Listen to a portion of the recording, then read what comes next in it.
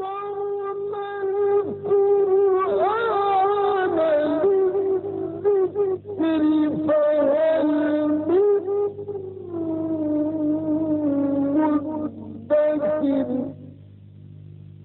ہم نے قرآن کو سمجھنے کے لیے آسان کر دیا ہے، تو کوئی ہے کہ سوچے سمجھے۔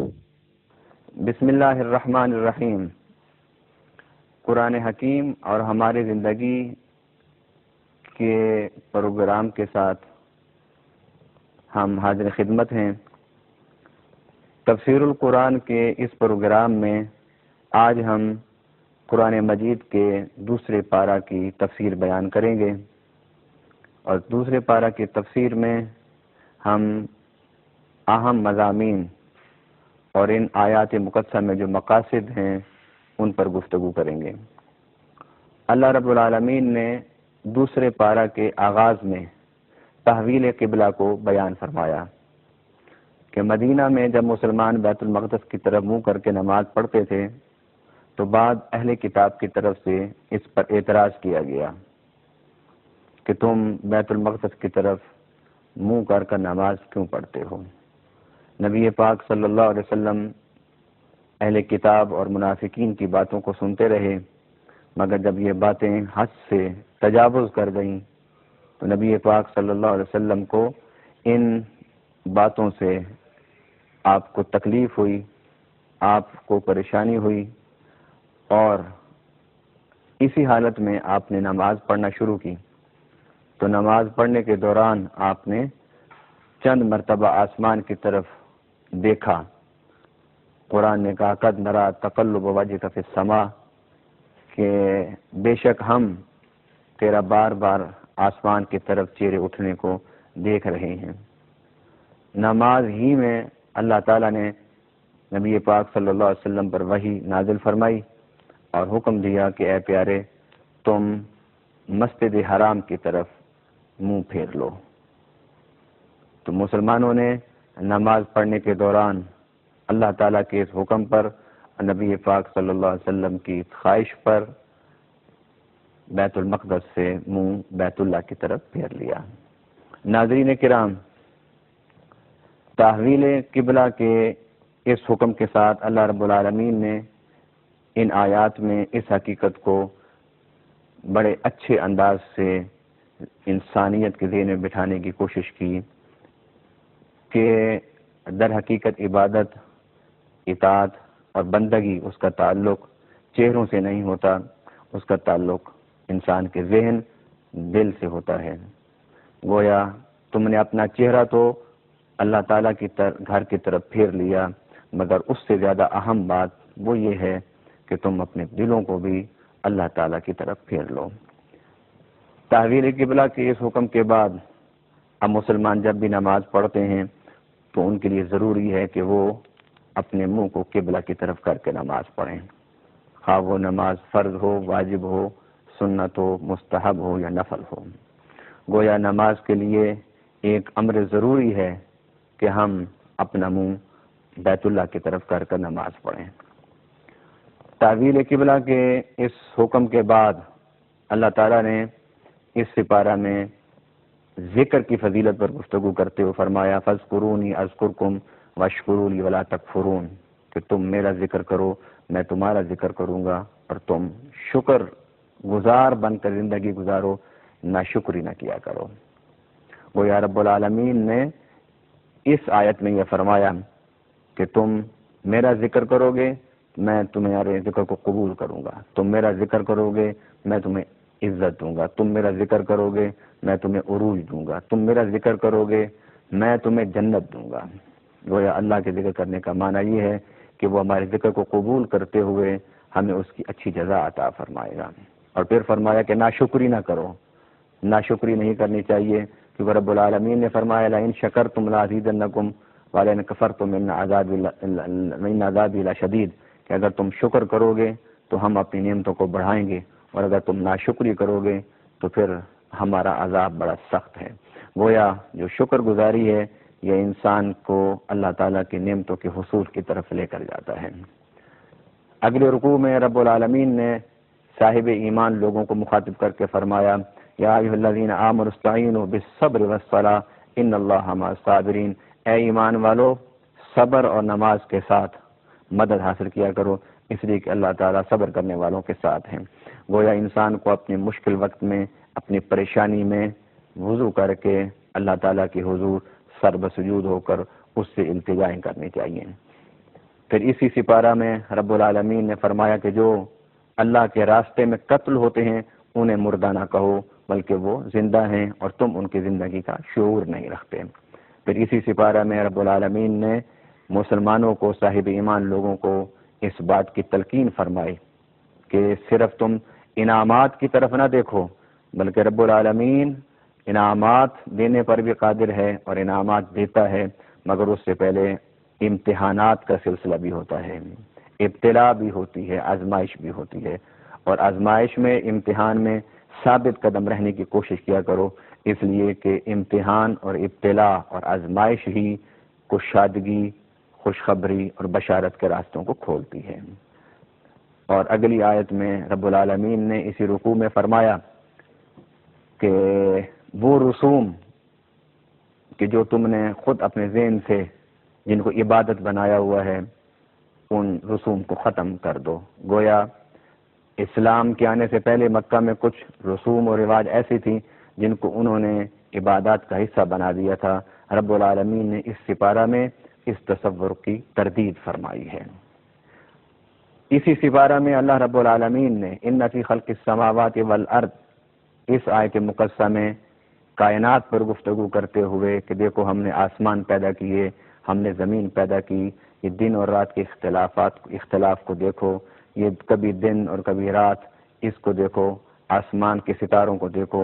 چاند کو دیکھو، سورج کی گردش کو دیکھو، موسموں کے تغیر و تبدل کو دیکھو، یہ بادلوں کا آنا جانا دیکھو، ان سے بارش کا برسنا دیکھو۔ یہ ساری چیزیں بیان کرنے کے بعد فرمایا کہ لآیات لقوم یعقلون، کہ یہ جو قرآن ہے یہ ایک دلیل ہے، ایک رہنمائی ہے کہ جو انسانیت کو عقل اور فکر اور تدبر کی دعوت دیتا ہے۔ گویا رب العالمین نے قرآن پاک میں اور اس دوسرے پارہ میں رب العالمین نے جہاں تحویل قبلہ کی بات کی ہے، ذکر کی بات کی ہے، شہداء کی بات کی ہے، مشکلات و آزمائش کی بات کی ہے، صفا اور مروہ کی بات کی ہے، توبہ کی بات کی ہے، تو اس کے مان بعد رب العالمین نے تفکر اور تدبر کی دعوت دی ہے۔ گویا اسلام ایک مسلمان کو بالخصوص اور پوری انسانیت کو بالعموم تفکر اور تدبر کی دعوت دیتا ہے۔ اور قرآن پاک میں اللہ رب العالمین نے فرمایا کہ قرآن پاک کو اگر سمجھنا چاہتے ہو، قرآن پاک کی حقیقت کو تم وہ راستہ اختیار کرو جو تفکر و تدبر کا راستہ ہے۔ تو تفکر اور تدبر کا راستہ تمہیں خود بتائے گا کہ یہ کتاب برحق ہے، تفکر اور تدبر کا راستہ تمہیں خود بتائے گا کہ یہ اللہ کی کتاب ہے، تفکر اور تدبر کا راستہ تمہیں خود بتائے گا کہ یہ کسی انسان کی کتاب نہیں، تفکر اور تدبر کا راستہ تمہیں خود بتائے گا کہ یہ انسانی سوچ نہیں، یہ اللہ تعالیٰ کی سوچ ہے۔ گویا اسلام تفکر اور تدبر کے دروازے انسانیت پر بند نہیں کرتا، بلکہ دوسرے ہی سپارے میں رب العالمین نے تفکر اور تدبر اور غور و فکر کے راستوں کو انسانوں پر کھولتے ہوئے اس کا حکم دیا کہ تم تفکر کرو۔ گویا حدیث مبارکہ میں بھی ہے کہ نبی پاک صلی اللہ علیہ وسلم نے فرمایا کہ اللہ تعالیٰ کی تخلیق کے بارے میں تفکر کرو، اللہ تعالیٰ کی نعمتوں کے بارے میں تفکر کرو، اللہ تعالیٰ کی کائنات کے بارے میں تفکر کرو، رب العالمین نے جو اس کائنات کو بنایا اس میں تفکر کرو، دن اور رات میں تفکر کرو، صبح اور شام میں تفکر کرو، آسمان اور زمین میں تفکر کرو، بحر و بر میں تفکر کرو۔ یہ جو تفکر ہے تمہیں ہدایت کے راستے پر لانے کے لیے معاون ثابت ہوگا۔ گویا ادیان عالم میں اسلام کی یہ خوبی ہے کہ وہ انسان کو جہاں دیگر چیزوں کی تلقین کرتا ہے، سمجھاتا ہے، وہاں انسانوں کو تفکر و تدبر کی دعوت بھی دیتا ہے۔ اور اس کے بعد رب العالمین نے فرمایا یا ایھا الناس کلوا مما فی الارض حلالا طیبا ولا تتبعوا خطوات الشیطان۔ اس آیت مقدسہ میں رب العالمین نے فرمایا اے صاحب ایمان لوگو، اے ایمان والو، حلال اور طیب چیزوں کو زمین میں جو ہیں انہیں کھایا کرو، حرام سے بچو، حرام چیزوں سے اجتناب کرو، اور وہ چیزیں جنہیں اللہ تعالیٰ نے حرام قرار دی ہیں ان سے دور رہو، اور شیطان کی پیروی نہ کرو، اس لیے کہ شیطان نے حضرت آدم علیہ السلام کی تخلیق کے روز جس دن ملائکہ نے آدم کو سجدہ کیا تھا، اس نے یہ قسم اٹھائی تھی کہ میں انسانوں کو گمراہ کروں گا، میں بنی آدم کو گمراہ کروں گا، اس لیے کہ آدم کو سجدہ نہ کرنے کی وجہ سے میرے گلے میں لعنت کا توق ڈالا گیا، اور اس نے قسم اٹھا کے کہا تھا کہ میں ان کو گمراہ کرنے کی پوری کوشش کروں گا۔ اس لیے اللہ تعالیٰ انسان کو باخبر کر رہا ہے کہ تم نے شیطان کے راستے پر نہیں چلنا، وحی کے راستے پر چلنا ہے، تم نے شیطان کے راستے پر نہیں چلنا، کتاب اللہ کے راستے پر چلنا ہے، تم نے شیطان کے راستے پر نہیں چلنا بلکہ ہدایت کے راستے پر چلنا ہے، شیطان کے راستے پر نہیں چلنا، رحمان کے راستے پر چلنا ہے۔ اور اسی رکوع میں، اسی پارہ میں اللہ تعالیٰ نے 4 چیزوں کو حرام فرمایا مردار کا گوشت حرام ہے، خنزیر کا گوشت حرام ہے، اور خون جمع ہوا اس کا کھانا حرام ہے، اور جس جانور کو ذبح کرتے ہوئے اس پر اللہ کے علاوہ کسی اور کا نام لیا گیا اس کا کھانا حرام ہے۔ اس سے اگلے رکوع میں رب العالمین نے پھر ایک بار اس حقیقت کو بڑے واضح لفظوں میں بیان فرمایا لیس البر ان تولوا وجوہکم قبل المشرق والمغرب ولكن البر من آمن بالله واليوم الآخر والملائکۃ والکتاب والنبیین۔ لیس البر ان تولوا قبل المشرق والمغرب، یہ کوئی نیکی نہیں، یہ کوئی تقوی نہیں کہ تم اپنے منہ کو مشرق کی طرف پھیر لو یا مغرب کی طرف پھیر لو۔ فرمایا کہ اصل جو تقوی اور نیکی ہے وہ یہ ہے کہ من آمن باللہ والیوم الآخر، کہ تم اللہ سے اپنا ذہنی رشتہ جوڑو، ملائکہ پر ایمان لاؤ، کتابوں پر ایمان لاؤ، آخرت پر ایمان لاؤ، یہ ہے نیکی۔ اور اس کے بعد فرمایا وآت المال علی حبہ، کہ اللہ تعالیٰ کی محبت میں پھر اپنے مال کو خرچ کرو۔ اس کے بعد حکم فرمایا کہ نماز پڑھو، پھر فرمایا زکوٰۃ دو، پھر فرمایا کہ جو عہد کرو اس کو پورا کرو اور عہد کو پورا کرنے کی کوشش کیا کرو، اور پھر فرمایا کہ جو ایمان بھی رکھتے ہوں اور انفاق بھی کرتے ہوں، زکوٰۃ بھی دیتے ہوں، نماز بھی پڑھتے ہوں، صبر بھی کرتے ہوں، مشکلات میں استقامت کے راستے کو بھی اختیار کرتے ہوں، اور لوگوں کے ساتھ اچھا معاملہ بھی کرتے ہوں اور اپنے عہد کی پاسداری بھی کرتے ہوں، فرمایا وہی سچے لوگ ہیں۔ اگلی آیات میں رب العالمین نے قصاص میں انسانی زندگی کی حقیقت کو بیان کرتے ہوئے فرمایا وَلَكُمْ فِي الْقِصَاصِ حیات، کہ تمہارے لیے قصاص میں حیات ہے۔ مجرموں کو مت چھوڑو، اس لیے کہ اگر مجرموں پر ترس کھاؤ گے تو اس کا مطلب یہ ہے کہ تم پورے انسانی معاشرہ سے ظلم کر رہے ہو۔ اور یہ جو قصاص کا حکم ہے، یہ حکم اللہ تعالیٰ نے صرف قرآن ہی میں نہیں بیان فرمایا بلکہ اسی دوسرے پارہ میں رب العالمین نے اس حقیقت کو بیان کرتے ہوئے کہا کہ قصاص جو ہے یہ جب سے وحی کا سلسلہ شروع ہوا ہے اس وقت سے اللہ تعالیٰ نے اس قصاص کو انسانیت کے لیے زندگی قرار دیا ہے۔ پھر اسی سپارہ میں رب العالمین نے ماہ رمضان کے روزوں کی فرضیت کا ذکر کیا ہے۔ فرمایا یا ایھا الذین آمنوا کتب علیکم الصیام کما کتب علی الذین من قبلکم لعلکم تتقون، اے ایمان والو تم پر روزے فرض کیے گئے ہیں، اور یہ روزے تم سے پہلوں پر بھی فرض تھے،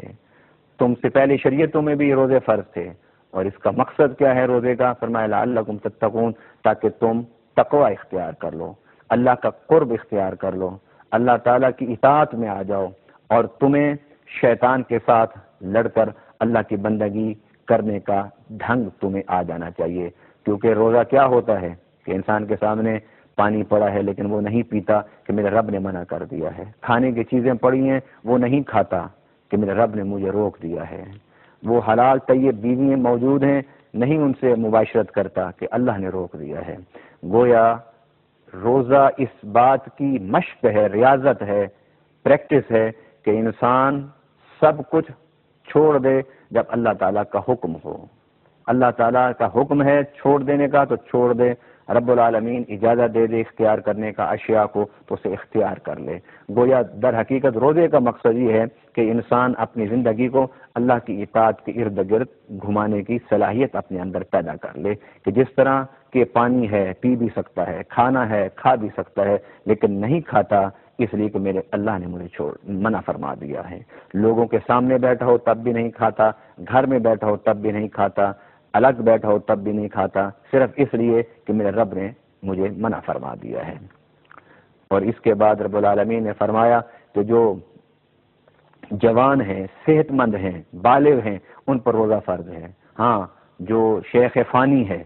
عمر کے اس حصے کو پہنچ گیا کہ وہ اب روزہ رکھ نہیں سکتا، تو اس کو روزہ چھوڑنے کی اجازت ہے، لیکن وہ اپنے روزے کا فدیہ دیتا رہے۔ اور جو مسافر ہے اور مریض ہے، اس کو اجازت ہے کہ وہ سفر میں اور مرض کے ایام میں روزے کو چھوڑ سکتا ہے۔ اگر رکھنے کی اہلیت رکھتا ہو، طاقت رکھتا ہو، تو اسے رکھنے کی اجازت ہے، اور اگر وہ چھوڑنا چاہے تو وہ چھوڑ سکتا ہے، لیکن رمضان ختم ہونے کے بعد پہلی فرصت میں اسے ان روزوں کی قضا دینا ہوگی۔ پھر اگلی آیت میں رب العالمین نے قرآن پاک کے نزول کا ذکر فرمایا، شہر رمضان الذی انزل فیہ القرآن، کہ یہ ماہ رمضان جو ہے یہ نزول قرآن کا مہینہ ہے، اس میں اللہ تعالیٰ نے قرآن پاک کو نازل فرمایا۔ پھر فرمایا وَإِذَا سَأَلَكَ عِبَادِي عَنِّي فَإِنِّي قَرِيبٌ أُجِيبُ دَعْوَةَ الدَّاعِ، کہ اس آیت میں رب العالمین نے فرمایا اے بندے، تو اپنے آپ کو اللہ سے دور محسوس کرتا ہے، تو اپنے آپ کو اللہ سے دور سمجھتا ہے، ورنہ تیرا رب تیرے بہت قریب ہے۔ جب بھی تو اسے دعا کرتا ہے، جب بھی تو اسے پکارنا چاہے تو اسے پکار،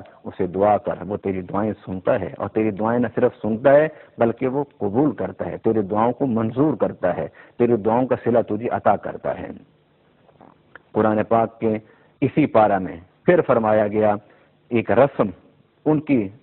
رسوم کے بارے میں فرمایا گیا کہ تم رسوم و رواج کو رسوم و رواج کے طور پر اختیار کرنا چاہو تو اسلام اسے منع نہیں کرتا اگر اس میں شرک نہ ہوتا ہو، اور اگر رسوم و رواج کو تم عبادت کا حصہ بنانا چاہو تو یہ سوچ تمہاری غلط ہے۔ عبادت وہی ہے جس کو اللہ تعالیٰ نے عبادت قرار دیا ہے۔ اور اسی پھر پارہ میں رب العالمین نے جہاد اور قتال کے احکامات کو بیان کرتے ہوئے فرمایا کہ جہاد کا مقصد صرف اور صرف یہ ہے کہ اللہ تعالیٰ کے نظام کے نفاذ کے ذریعے سے انسانیت کو سکھ اور چین اور قرار اور امن اور سلامتی دے دی جائے۔ اور پھر اسی سپارہ میں رب العالمین نے حج اور عمرہ کے مسائل کو بیان فرمایا۔ رب العالمین نے اس سپارے میں بھی ایک دعا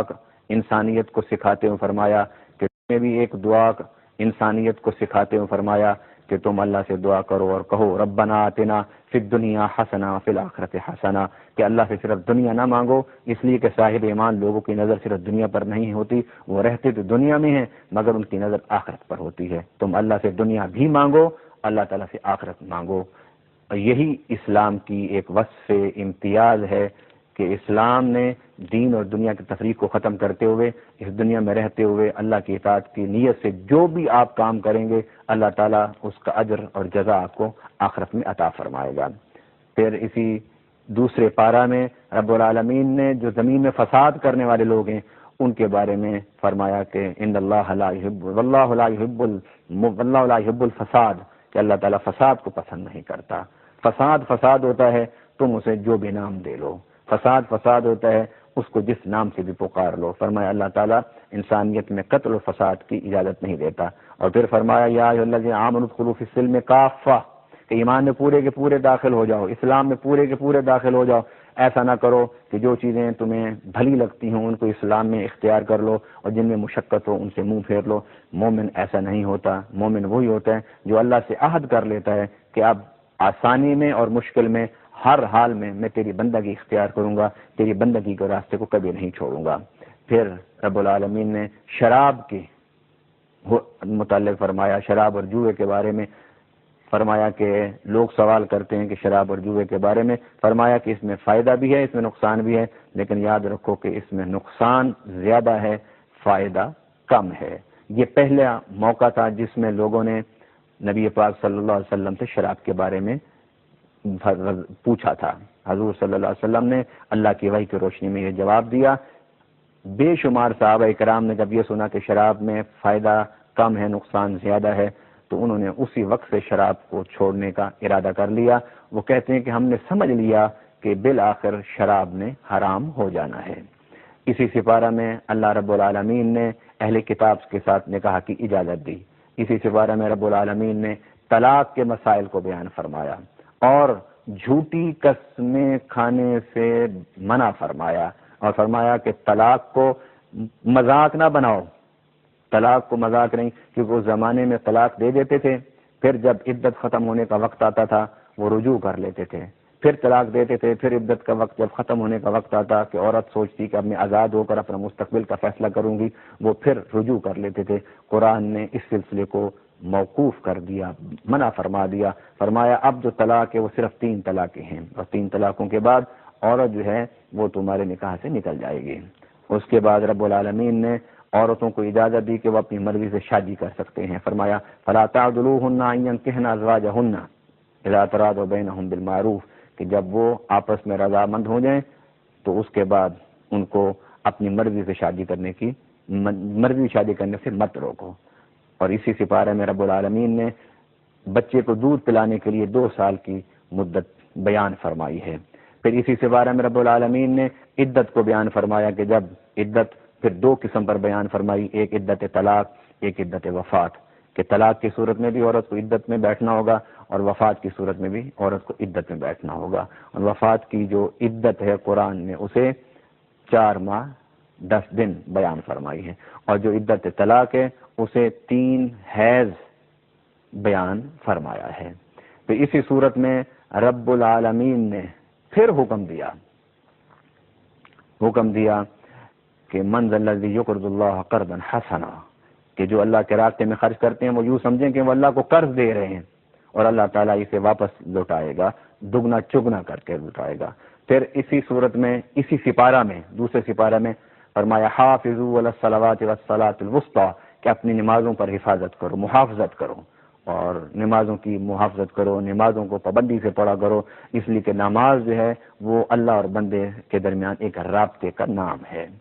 اور اسی پارہ میں رب العالمین نے آخری 2 رکوع میں وہ واقعات بیان فرمائے جو طالوت اور جالوت کے واقعات ہیں، اور بالآخر پھر اس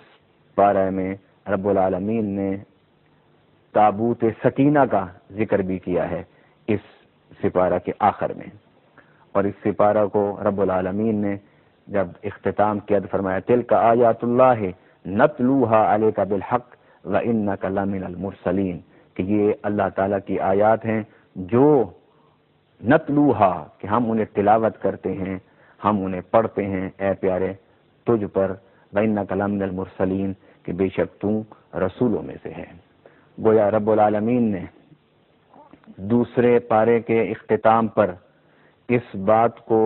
واضح فرمایا کہ ہم نے جو وحی نازل کی ہے وہ رسولوں پر نازل کی ہے، ہم نے جو کتابیں دی ہیں وہ رسولوں کو دی ہیں، ہم نے جو آیات اتاری ہیں وہ اپنے برگزیدہ بندوں پر اتاری ہیں، اور یہ رسولوں پر ہی وحی اترتی ہے، اور یہ رسولوں کی ہی خاصیت ہے، یہ رسولوں ہی کی خصوصیت ہے۔ اللہ تعالیٰ کے جو رسول ہوتے ہیں انہیں پر وحی اترتی ہے، اللہ تعالیٰ کے جو رسول ہوتے ہیں انہیں پر کتابیں اترتی ہیں، اللہ تعالیٰ کے جو رسول ہوتے ہیں انہی سے اللہ ہم کلام ہوتا ہے۔ ناظرین کرام، قرآن پاک کی اس دوسرے پارے کی تفسیر میں ہم نے اس کے اہم مضامین پر بالاختصار ہم نے گفتگو کی ہے۔ اللہ رب العالمین ہمیں قرآن پاک کی فہم عطا فرمائے، اور قرآن پاک کی اس تفسیر کے پروگرام کے حوالے سے اپنی زندگیوں کو اس کی رہنمائی میں ڈھالنے کی توفیق عطا فرمائے۔ وما علینا الا البلاغ المبین۔